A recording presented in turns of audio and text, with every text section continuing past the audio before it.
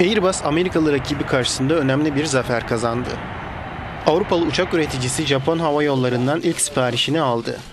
Yıllardır Boeing'in domine ettiği son büyük pazarda Airbus, Japon şirkete liste fiyatı 9,5 milyar dolar olan 31 adet geniş gövdeli A350 teslim edecek. Dünya değişiyor. Üretici olarak bize ve Japon Hava Yolları'na her tarafta açık bir rekabet var. En iyi uçaklara ihtiyaçları var. Bunun dünyanın her yerinde doğal bir eğilim olduğunu düşünüyorum.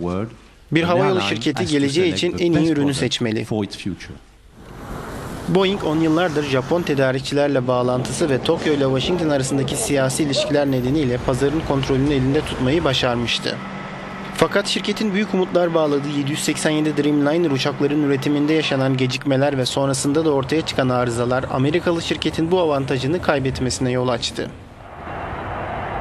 Şimdi iki ezeli rakip yaşlanan filosunu gençleştirmesi gereken diğer Japon havayolu şirketi ANA'nın siparişlerini alabilmek için yine büyük bir rekabete girişecek.